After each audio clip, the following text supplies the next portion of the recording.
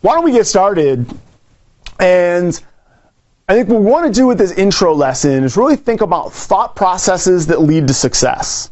And one of the biggest things that you need to know is that this isn't an exit exam, it's an entrance exam. And what do we mean by that? This is a test of a little bit more potential. I hate to say aptitude because I know that word kind of gets thrown around with standardized tests and people don't necessarily love that. But what they're really looking for with this test isn't, did you learn what you were supposed to? And I think what most of the tests you've taken in your life have been, did you learn enough to pass this course? Did you pass the midterm so we can graduate you to the harder stuff for the second part of the semester? If it's here in the States at least, the DMV, the Department of Motor Vehicles, they give you this kind of basic multiple choice test. Did you read the driver's handbook so we can send you behind the road and out on the road and figure that you won't kill somebody? So most tests you've taken are exit exams. It's, did you learn what I just told you so that we can certify, check the box, you're able to give CPR, you passed intro to psychology or something like that. This is more of an entrance test. And so what they're really a lot more concerned with isn't content mastery. What they want to know is, once we've given you some content, can you do something with it? So your ability to apply new information, to solve problems, to reason critically, and all those kind of things. So that's what this is about. It's less about, do you know the facts, the rules, all those things. It's more, if we give you some new content, some new information, can you creatively and effectively apply it to something else? And so what I want to start with is ask this question. We have the thumbs up, thumbs down. You guys can see in that poll right below the chat area. So if the answer is yes, give me the thumbs up. If it's no, give me the thumbs down. Have you ever passed a test on something you remembered, but if you're being honest with yourself, you didn't understand it?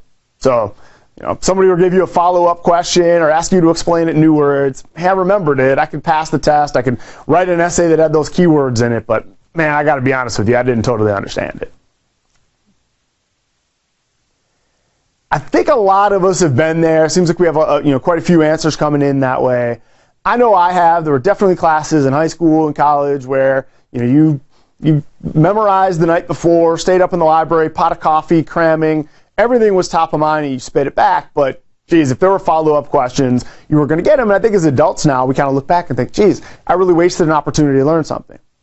Well, the reason I asked that question is, if we move over to what is the Gmat test, it's a test of higher order thinking. And what higher order thinking is really relates to this pyramid here. This pyramid comes from what they call Bloom's taxonomy. It's Bloom's taxonomy of educational objectives. That word, or that phrase, isn't on the test, but what it is what academics say they want people to be able to do after they've taken a class or learned some information.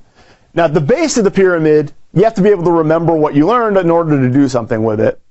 Above that, hopefully you can understand it and not just remember keywords and things. And then everything above that is what they call higher order thinking, which is your ability to apply, to create, to analyze.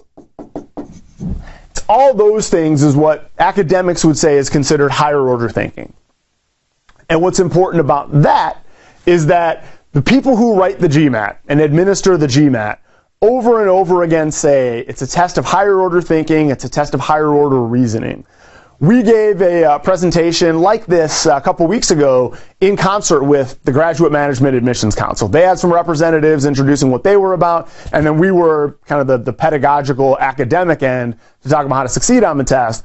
And they played right into our hands because without coordination ahead of time, they kept saying, on our test of higher order reasoning, on our test of higher order thinking, what higher order thinking is everything above understand on this pyramid of what you want people to be able to do with information, which means if you've gotten through life in academics, and not everyone has, but at least in some classes we've all done that, just remembering, just going through flashcards and memorizing rules, being able to spit them back, just being able to memorize, the 20 minutes or a couple hours before the final exam.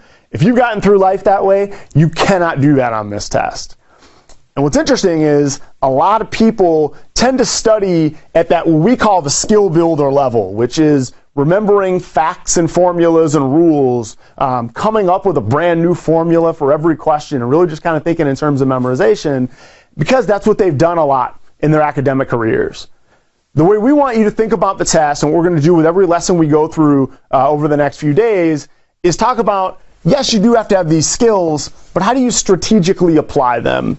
This, to me, is more about, if this is what you know,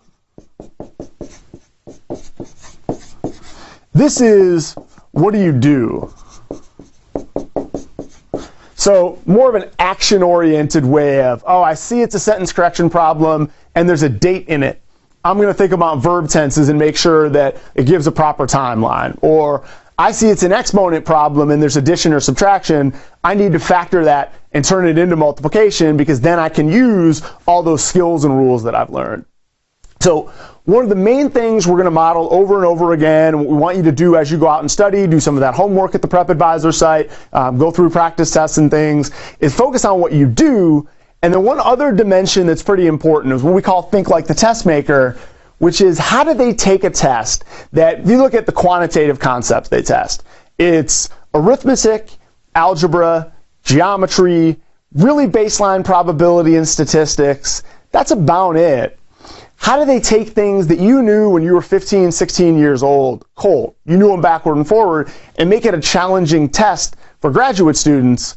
Well, they do a good job of laying traps for people who don't think critically and putting out rewards for people who do think critically. And so that's what we're going to try to get a lot out there too, is why are they asking this question? What traps should you be aware of? How can you see kind of clues and things that way to be able to do, do a little bit better on this test, to really press the higher order thinking, critical reasoning stuff, as opposed to just trying to spit back algebra rules and geometry rules.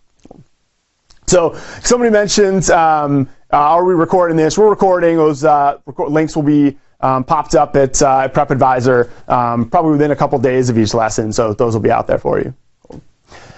Now, I know this is a little bit abstract, and so we're going to start to make this a little bit more concrete. What we want you to get from this is that the Gmat is a test that's a little more challenging on the critical thinking side than many tests you've taken before, and so you need to have your mind right when you study for it, that you're not just studying facts, formulas, those kind of things. You're really thinking critically to give them. They say it's a higher order thinking test. You want to be ready to do some higher order reasoning.